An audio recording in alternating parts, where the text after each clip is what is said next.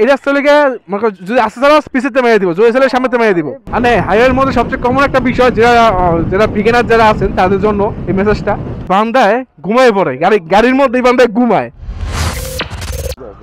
কি কইতাম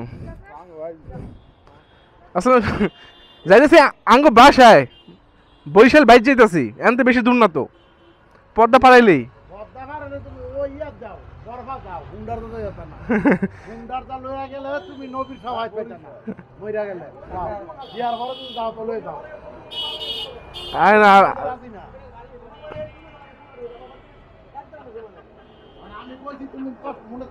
না না না কাকা কি কোন,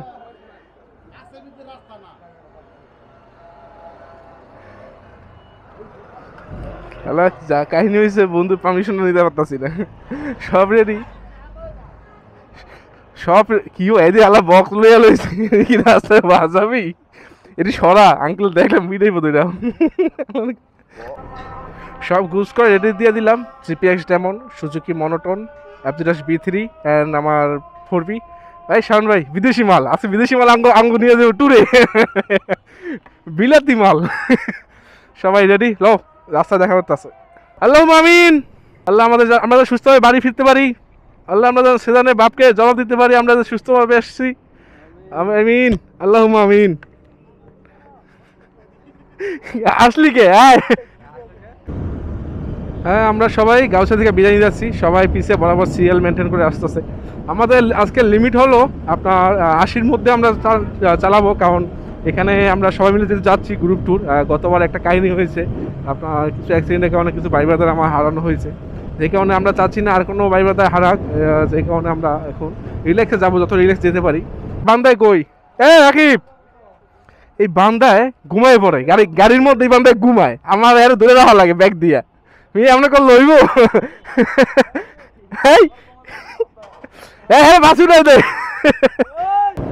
এখন বাজে 1:43, আমরা মাওয়াতে আসি, মাওয়া আব্দুল্লাহপুর পের হয়ে গেছি। আমরা গ্রুপ রাইড মোটামুটি গ্রুপের সবাই করেছেন, আর মোটামুটি সবার একটা আইডিয়া আছে গ্রুপ রাইড কীরকম কী হয়। তবে চেষ্টা করবেন গ্রুপ রাইডে সবাই একটু স্লো চালানোর জন্য, কেউ তাড়াহুড়া টানাটানি এগুলো কোনো বাড়তি প্রয়োজন নেই। আপনারা এই যে মাওয়াটুকু আমাদের প্ল্যান হলো, এই মাওয়া বাঙ্গাটুকু একটু 80-90 হিট করে যাব, তারপরে যখন বাঙ্গা পরে যাব তখন আমরা যাবো 60-এ হিট করে, কারণ ওই জায়গায় রাস্তা চিকন, 1/1 লেন, যে ওয়ান ওয়ে রাস্তা, যে কারণে ওখানে যেতে হবে আস্তে আস্তে। আর আমাদের আজকে গন্তব্যের সাথে 4টি বাইক এবং 8 জন আমরা বন্ধু বান্ধব মিলে যাচ্ছি। মূলত আমরা যাবো আজকে আমাদের বাসায় গিয়ে ওখান থেকে আমরা কুয়াকাটার দিকে রওনা দিব, কালকে সকালে কুয়াকাটার উদ্দেশ্যে রওনা দিব। তাহলে আজকে ব্লগটা, এখন যে ব্লগটা ছাড়বো আমি, এই ব্লগটা হবে আমাদের মাওয়া থেকে বরিশাল যাওয়া বা ঢাকা থেকে বরিশাল যাওয়ার উদ্দেশ্যে। ওকে আমরা আসলাম কোথায় এখন? আমরা আছি টোল প্লাজায়, আর যাচ্ছি পদ্মা সেতুতে। দেখা যাক পদ্মা সেতুর অবস্থা কি এখন। আসলে এখন অনেকে যায় না পদ্মা সেতুর যে টোল প্লাজা কেমনে যাইতে হয়। আর মাওয়া থেকে আর বাম দিকে একটা রোড থাকে, রোড দিয়ে যেতে হয়। 100 টাকা বাই করো, 100। ও এখান থেকে কিন্তু আপনি একটা দেখতে পারবেন, ভিউটা দেখেন, মানে কুয়াশা একটা ঢাকা, পুরো কুয়াশা ঢাকা, পুরো দ্বীপটা কিন্তু কুয়াশা, আপনার কুয়াশা আস্তায় ঢাকা, দেখতে কিন্তু ভালোই লাগে, এতটা খারাপ না। এই চাচা অন ফায়ার, পালসার রোডে রাজিয়া, ওই মুখটা দৌড়াই যাচ্ছে বাবা, কি কইতাম, কি একটা সিন। এই লো আমার পালসার, ভাই বরিশালে কিন্তু আরাম, মানে আমি ঢাকার মতো অতটা পালসার দেখি নাই, যা পালসার মামার এই পরে দেখতেছি। নগদের দুইটা আমার পিস, আমার 2-3টা আছে। ওহো এই জায়গায় দেখা যায় চর কিন্তু ভালোবাসে, আগে এরকম একটা চর ছিল না, এই চরটা ছিল, ওই চরটা ছিল না, এখন দেখা ওই চরটা বেশি উঠছে। আমার যা আইডিয়া, খুব শীঘ্রই এখানে একটা ভালো একটা প্লট হয়ে যাইব, আর নদীর মাঝখানে একটা ভালো প্লট হওয়া মানে অনেক কিছু। আমরা কিন্তু পদসাইতে উঠছি প্রায় 3 থেকে 4 মিনিট হয়ে গেছে, তারপরে কিন্তু এই কিনার দেখা যাচ্ছে না, ইভেন এখন পিছেও দেখা যাচ্ছে না। এটা একটা কাহিনী, ভালোই লাগে। মানে আমি যে ব্রিজে উপরে আছি মনেই হইতেছে না, সামনে মনে করেন আপনার ফেট, মানে সামনে কিছু নাই, পিছেও কিছু দেখা যায় না, মানে একটা আমি যতটুকু যেতেছি এতটুকু এরিয়া গেলে সামনে যাইতেছে, এরকম মনে হইতেছে। এখন তো শীতকাল হলে চর পানি কমে যায়, ঠিক আছে। এজন্য এখানে দেখেন, আপনার ক্যামেরা কতটুকু দেখা যায় যাই না, কিন্তু এখানে পুরোটা মানে এই যে আমাদের এই যে হিরো আলমের যে সৌদি আরব, হিরো আলমের সৌদি আরব দ্বীপটা এখানে কিন্তু অলরেডি বেশি উঠছে। প্রথম ক্যামেরা কেনার পরে, আমার camera DJI Osmo One action, এই ক্যামেরা কেনার পরে আমি এই প্রথম মানে আপনার ক্যামেরা নিয়ে বরিশাল যাচ্ছি। আগে গেছি, দু একটা ব্লগ করছি অবশ্যই সে মোবাইল দিয়ে, কোয়ালিটি আপনারা জানিয়ে আপনার কোয়ালিটি অডিও কোয়ালিটি কেমন হয় জানি না। এই যে বাতাসের মধ্যে আমি কথা বলতেছি, তারপরে আমার কথা কিরকম কি আসে আমি এখনো জানি না, কারণ আমি এটা দিয়ে ফার্স্ট টাইম ভিডিও, এই ক্যামেরাটা দিয়ে। হ্যাঁ, আমার লেন্সটা একটু মানে আমি সুন্দর করে সেট আপটা করে নিয়েছি মোবাইলে। আমি ইনশাল্লাহ একদিন একটা ভিডিওতে আমি দেখাবো কীভাবে কি সেট আপটা করলাম। হ্যাঁ, অবশেষে আমরা নদীর কিনারা খুঁজে পেলাম। এই লো, নদীর কিনারে অবশেষে আসলাম। মেবি আবার সার্ভিস, হ্যাঁ ক্লিন। আসলে এই সার্ভিসটা খুবই সুন্দর, মানে বাইরের দেশের মতো আমাদের বর্তমানে বাংলাদেশেও এই যে ক্লিন বয় আছে, তারা রেগুলার একটা মেনটেন্যান্স করে, কারণ মেনটেন্যান্স খুবই গুরুত্বপূর্ণ সেতুর জন্য, যেহেতু এরা একটা যাতায়াতের বড় একটা ভূমিকা রাখে দক্ষিণ অঞ্চলের সাথে। এই জন্য এটা মেনটেন করা হলো দায়িত্ব আমাদের, আপনাদের এবং আমাদের সকলের, বাংলাদেশের সকল নাগরিকের উচিত এই ব্রিজটা রক্ষণাবেক্ষণ করা। আপনি আইয়া যদি একটু নাট খুলে লয়ে যান গা, তারপর আইয়া যদি এমন খারাপ সেলফি তুলে নেন, ওদেরকে দেখছি প্রচারও করতে বলছে, এরই করবেন না ভাই। আপনারা যত চেষ্টা করবেন, আপনারা আপনার নিজের সম্পদ, এটা আপনার দেশের সম্পদ, নষ্ট করতে চাইবেন না কোনোদিনও, কারণ নষ্ট করবেনও না, কারণ এটা নষ্ট করলে আপনারই ক্ষতি। ভাঙ্গা আর বাওয়ার মধ্যে একটাই পার্থক্য, আর সেটা হলো আপনার এই ভাঙ্গা আপনার রাস্তা সরু থাকে, আর মাওয়ার মধ্যে রাস্তা থাকে একে বেঁকো। তবে ভাঙ্গা রাস্তা এনজয় করার মতো, একটু পুলিশের চেকপোস্ট থাকে এদিকে, ভাঙ্গার মধ্যে একটু বেশি, মাওয়াতে তেমন একটা থাকে না।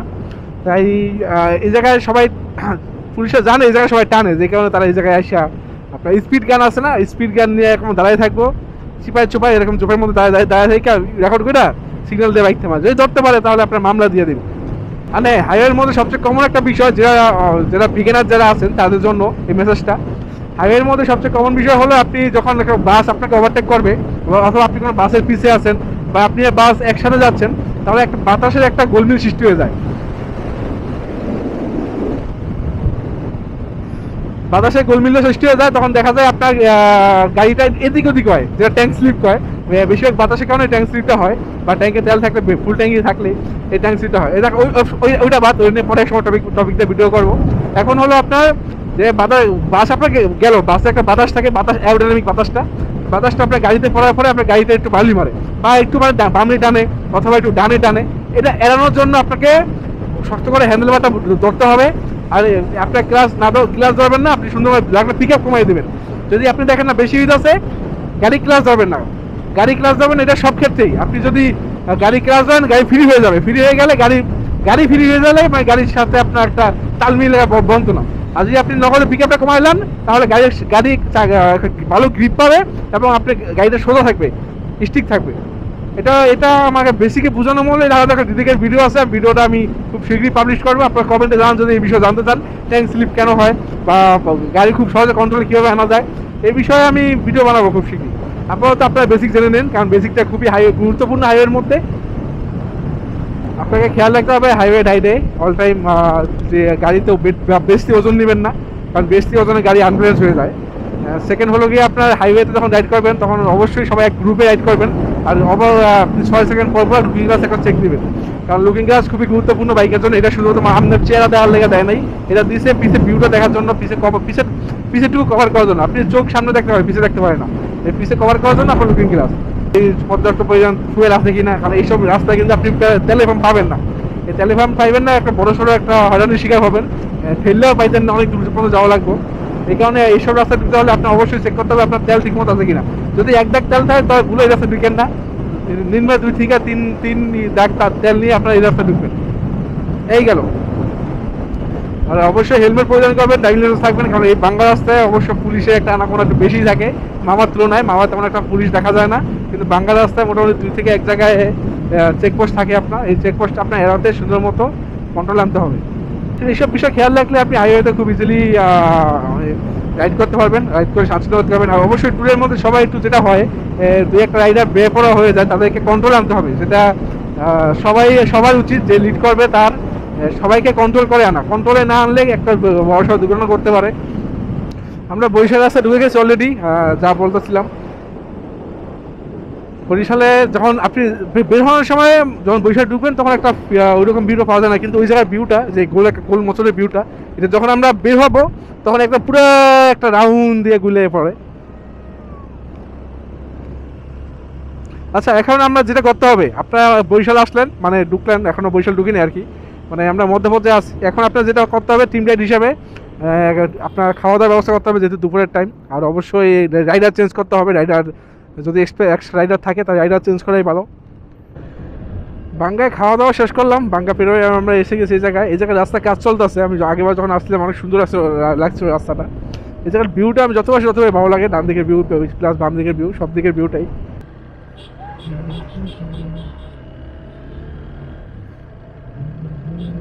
যাক, সব বাইক এসে গেছে, একসাথে হয়ে গেছি ভাই। ভিউটা দেখেন, ও মাই গড। মানে এটা লোকে আপনার বরিশালের ভাষায় কোলা বলে, ঠিক আছে? এই যে কোলা জমি মানে দানা জমিরে কোলা বলি আমরা আমার বরিশালের ভাষায়। আমি অবশ্যই বরিশালে, আমি বরিশালের ছেলে। তবে বরিশালে আমি জন্মের পর থেকে খুব কমই ছিলাম। সময় হয়ে গেছে ব্রেক নেওয়ার, তো ব্রেক নেবো এখন।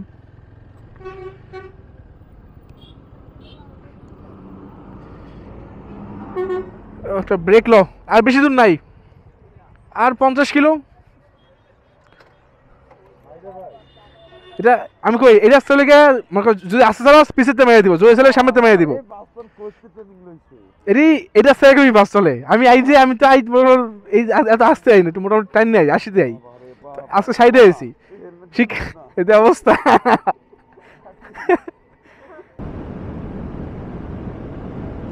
মামারা তো খেলাই রয়েছে, দেখছো মামারা কই খেলায় চিপার মধ্যে দিকে স্পিড গান নিয়ে আমরা খেলাই রয়েছে, একটু বাইরে এলো চুম করে মনু। আরে এমনি চিপায় খেলায় থাকে। হ্যাঁ, এদিকে কই খালি চিপায় বলায়। আচ্ছা, আমাদের বাইক মনে আরেকটা মিসিং আছে, মেবি পিছে, অনেক পিছে। সে গেল কোথায়? বরিশালের সবচেয়ে ভালো একটা বিষয় আছে জানেন এটা, এই যে আমি লাইটটা অফ করে দিই তাহলে বুঝবেন। এই দেখেন, এই যে আপনার প্রত্যেকটা রোড মানে সুন্দরভাবে লাইটিংটা হলো রিফ্লেক্টর, সুন্দরভাবে রিফ্লেক্টর দিয়ে সাজিয়ে রাখছে, যেই কারণে যখন আমি রাইড করবো তখন দেখতে মারাত্মক লাগে। যতদূর চোখ যাবে রিফ্লেক্টর যতদূর আলো আমার থেকে নিতে পারবে, ততটুকু ক্যাপচার করতে পারবে, আর আমাকে ততটুকু রাস্তা দেখাতে পারবে। এটা যথেষ্ট ভালো করছে সিস্টেমটা, আর এইটা সব জায়গায় করা উচিত, তাহলে রোডটা সুন্দরভাবে একটা কমপ্লিট ভিউ আসে। এই যে এই পাশে লাল, মাঝখানে রোডটা ডিভাইড হয়ে গেছে, এই জন্য হলুদ লাইট দিচ্ছে, মারাত্মক। এই যে পুরো রোডটা হলুদে, আর যদি আইল্যান্ড থাকলে আবার এরকম রাস্তার মাঝখানে দিয়ে দিবে, সুন্দর লাগে।